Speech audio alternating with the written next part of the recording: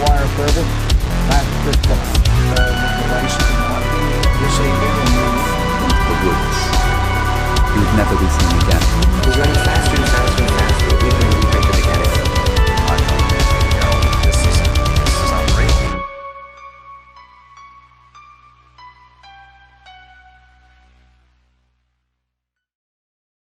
Welcome to the Fishbowl. I'm Mason, aka Fish. And I'm Cole. And, well, first things first, we should have a flag here just to let you know. But Jeff Bezos, he's got other stuff to deal with. He said, nah, you're going to have to wait till the next episode. So. Yeah, it doesn't matter. We're still here and we're ready to film. So this is our first episode. Fishbowl is basically all about, just weird stuff. Like UFOs, aliens. We got ghosts maybe coming up sooner or later. And maybe Florida man stories. Yeah. For our first episode, we decided to talk about it's a very hot button topic recently. Oh yeah. UFOs. Were they, I guess, human or non-human biologics?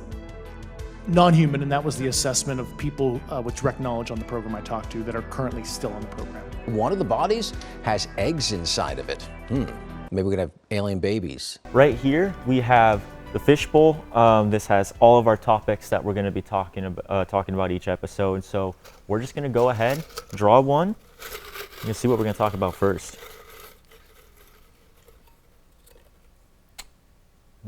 Okay, I think we got a really good one to start off here. Oh yeah? What do you think the most viewed UFO encounter in human history was? Hey guys, Editor Cole here. I realized that when we were filming this, we were trying to troubleshoot mics, and while we were doing that, camera one got slightly knocked out of focus. So, when you watch this episode, that's why I'm blurry. So, FYI, I can assure you the things I talk about are more important than the detail in my face. So, sorry. Okay, thanks. Bye. March 13th, 1997, Phoenix, Arizona, and generally the more southwestern part of the United States. It begins in Henderson, Nevada. There was multiple reports to police departments in the area about this V-shaped object with about 5 or 6 lights, just basically at around 7:30 p.m., just kind of hovering over the sky and flying towards the southeast. Most of the eyewitness reports kind of vary. However, the main similarity is that there were lights and that they were kind of in a V shape. Hundreds of calls start flooding in. There's calls to police. There's calls to Luke Air Force Base, which is kind of in the Phoenix area. Callers are just like, what is this? Like, is this military aircraft? And Luke Air Force Base is just like, I don't know, man. We don't got anything. It soon approaches Phoenix, and it'll eventually begin to kind of hover over the city. There's a famous video clip of it. Phoenix is a city of almost like 1 million people. Yeah, it's a big ass city. If you're an alien and you want to, not be seen, flying over Phoenix is probably not the best place to be doing that. Eventually starts hovering over Phoenix International Airport. And this is where one civilian pilot calls into air traffic control, and he tells air traffic control, like, what are these lights? Like, are they like planes? Can you identify them? And air traffic control is just like, we got nothing on radar. We don't know what it is. You want to know who that pilot was? Who? Kurt Russell, famous Hollywood actor. The last sighting, I believe, was this one family driving down the interstate.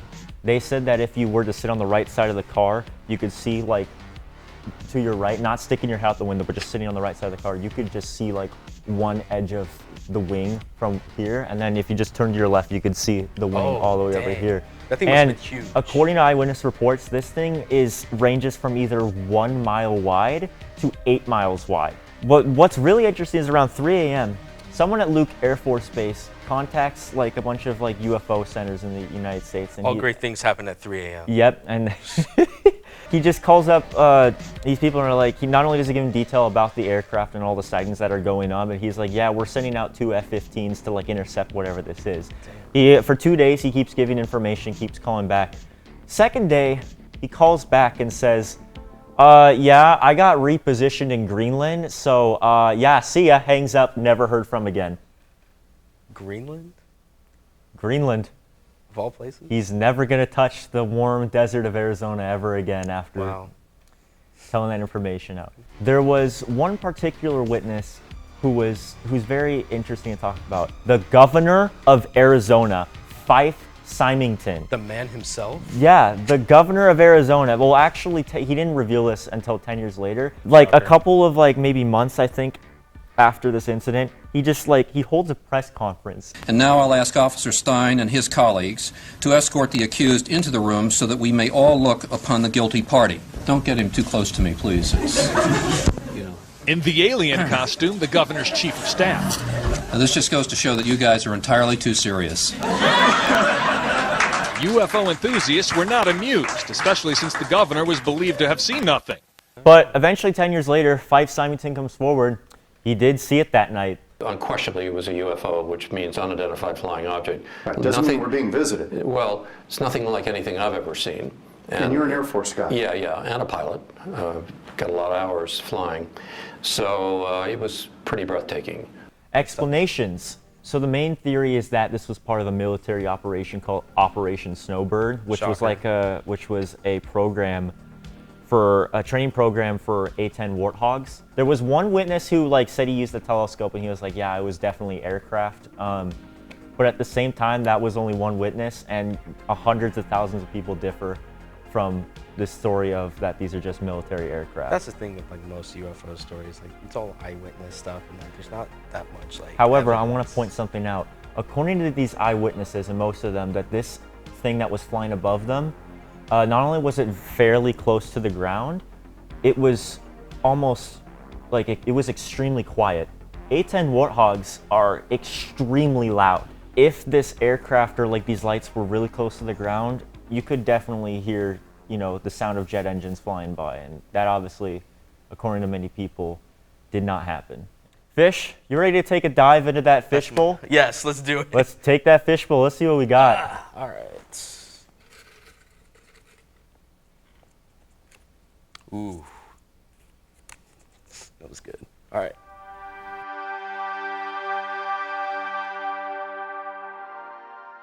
Back in the 2010s, the Pentagon actually released photos, 3 photos that went super viral. They're from the aircraft carriers of the USS Nimitz and the USS Theodore Roosevelt. These 3 photos went super viral, and they have code names. It's Go Fast, Fleur, and then the last one was Gimbal. Look on the ASA. My gosh. Those were all released, and then everyone was like, oh my gosh, what is this? Nothing really happened until 2020, April of 2020. The government actually issued a Freedom of Information request to the US Navy, 2022. The US Navy finally responded, and they said, yeah, you know what? There's more footage, but we're not really going to release them. Why are they leaving us hanging like that? I don't know. They're like, hey, you know what? There's a lot more footage of what we just released. But you know what? We don't really feel like releasing them. So, sucks to be you, civilians. I guess you'll never know. After that, everyone was like, oh, well, what the heck was that? But, I mean, it's kind of weird that the government issued a Freedom of Information request in the first place, and then US Navy saying, oh yeah, there's some more footage, but too bad we're not going to release them. If you're going to say, yeah, we have this stuff, but we're not going to release it, I mean, that sounds like guilt right there. Exactly, yeah. Send those pics, please.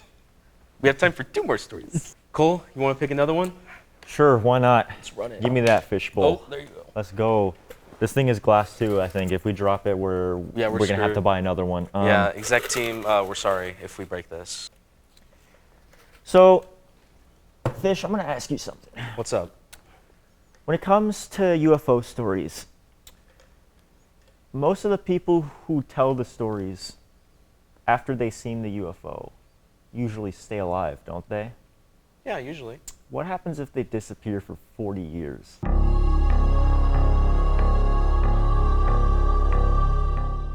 The man I'm going to talk about, his name is Frederick Valentich. I'm not good with pronouncing names. I apologize. Fred, he was a pilot. Basically kind of, your average pirate, basically kind of flew Cessnas and whatnot.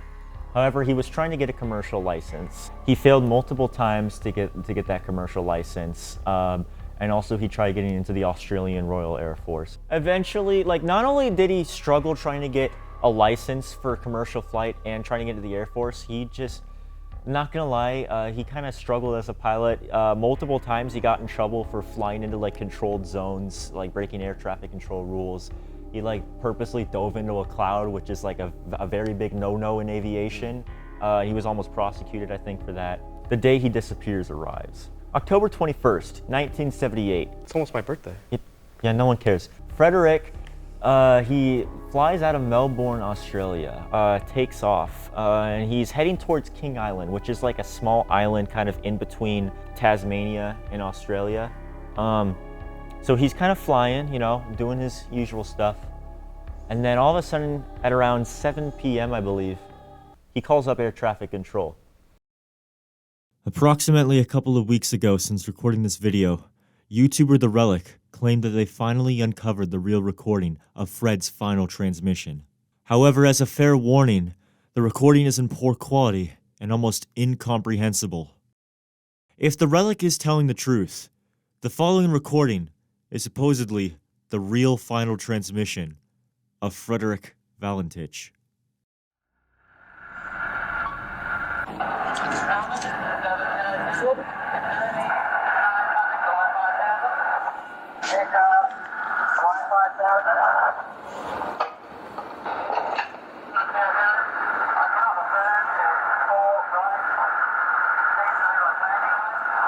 Hear that?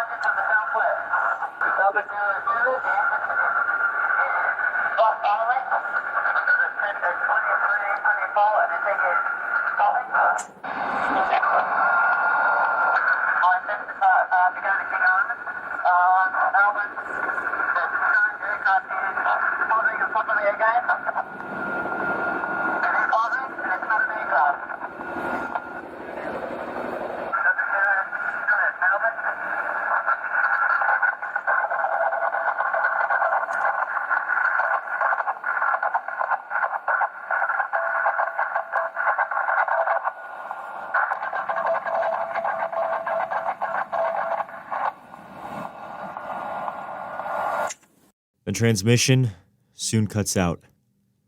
Frederick Valentich is never seen again.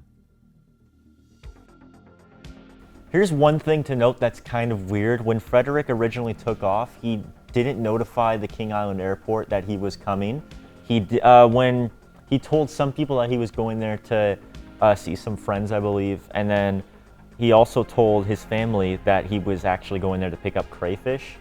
So, you know, he not only did he contact that airport, he has like, we don't know why he even went on that flight in the first place. There was one theory that he just was flying upside down and the thing that he saw was just his reflection in the water. That would have been crazy. However, that's actually impossible because the engine in that aircraft was gravity fed, so it would have eventually died out and he wouldn't have stayed up for as long as, you know, he made that transition for. And I think the most logical theory that's not he got abducted has to mainly do with the fact that he might have been disoriented. So what happens when you're flying an aircraft is if you're visually impaired and you like bank the plane left and then you kind of, you're disoriented and you forget that the plane's banking left, it's gonna obviously start spiraling over time, but eventually the pilot's gonna think that he's level, you know what I mean? Oh, okay. Even though he's still tilted to the left. And it's called a graveyard spiral. And what will happen is when he's in that spiral, if he starts banking the plane right, he's gonna think that he's spinning to the right instead, when in reality, he's just correcting that. So because he thinks that he's spiraling to the right now, he turns it more left. And that just makes the spiral to the left way more dangerous. Yeah. Until that aircraft eventually hits ground. I'm no aviation expert, okay? That's like a basic explanation about it. I'm not no, aeronautics student here. I'm not part of Voiland. You sound pretty intelligent right now. To be Yeah. honest. Yeah. But that's kind of the main theory.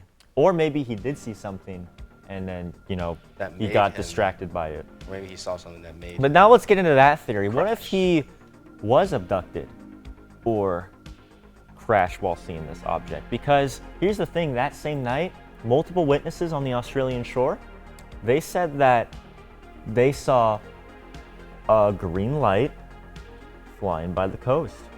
Not only that, there was a dude who took a photograph that night where Frederick was kind of in the general vicinity of, and he got a photo. It honestly, if I'm gonna put the photo up above my face right now, it does not, it looks really like janky. It's from the 70s and it just looks like a dust spot, honestly.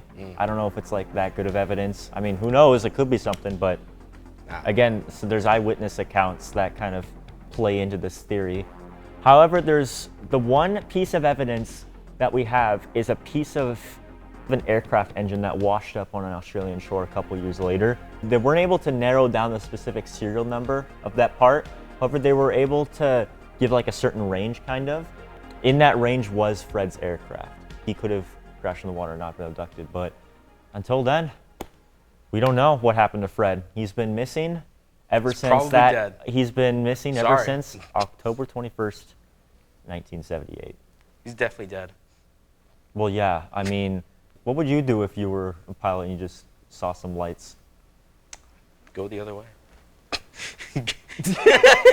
I'm out of here. Nah, bro. Nah, bro. I'm out of here. Hey, I'm out. Sorry. I'm out, bro. I'm gonna turn my ass around. So, I think we're ready for our last topic to talk about. So, Fish, grab that bowl. Let's and dive in. let's see what we're gonna finish our first episode on. We got some wacky topics in here. Ooh, this is not one of them.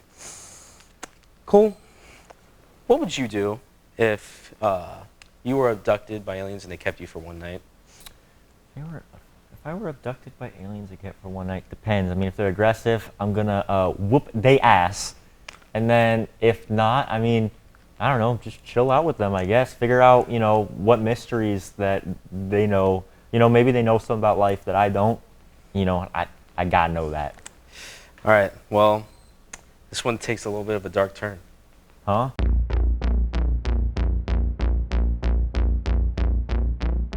So, the date is April 16th, 1957. This man by the name of Antonio Boas from Spain is plowing on his field. He sees a red star in the sky. And it's getting closer and closer. This is an egg-shaped UFO. And it grew 3 legs as it was landing. He tried to make a run for it to his tractor. He got on the tractor, started it, within first 2 seconds, boom, engine cuts out. 3 aliens exited the UFO and they take him. And then they stripped him and they threw him into a locked room. Then they start to pump gas into this room and they make him violently ill. All of a sudden, another alien walks in. This alien was described as 5 foot tall, like a short chin, and big cat-like eyes. Yeah, what happens next is it's a little tough. So Did he get killed? No, he didn't. What happened? They banged. They had sex. I know, it's crazy. It's crazy. Yes, they did. So No. after that was done. No. Hold up. They what? You heard me. Did I stutter? But like, why? Collect samples? I don't know. So after after they're done, the woman alien just starts rubbing her stomach, right? Okay. And then points up to the sky. That probably means like, hey, you just made a child and I'm gonna raise it in space. What? So yeah, that happens. You're making this up. No, I'm not. I swear to God. What? This is a real thing. Listen, I know. It gets better, my friend. There's no way this is real. Like, I'm sorry. I mean, the other stories, like, I'm into UFO stuff, and I'm like, ooh, that could be true. There's no way this happened. Antonio was like, hey, no one's going to believe me when I exit this thing. Well, yeah, of course. So I'm going to try and take something from the UFO. So he, like, tries to take something, and he's like, nah, you can't do that. So they just kind of, like, kicked him out of the UFO. They left. After this whole incident happened, he said that he had like nausea and like started seeing like visions and headaches for like weeks. And then he kept the story to this day until he died in 1991. And there was no other witnesses, just him. And so he ended up having a normal life after that. He got married, 4 kids. Well, maybe 5, but now that space child has like daddy issues now. So there's no way this happened. This is just completely made up. 100%. It is not made up. You think I would make this up, Cole, for our first episode? Well, I don't think you would make it up. I think the dude who told the story did. What, you believe that? No, not a chance. I don't believe it. I thought it was crazy enough. Well, I mean, it was weird. Yeah, see? And did take a turn. And again, the fishbowl is all about weird stuff. Unique events, my friend. So, I mean, with all the new stuff going out, I can't get that story out of my head. There's no way I'm going to be able to finish this. That wraps it up for our first episode. Again, I'm Cole. I'm Mason. And you just watched The Fishbowl.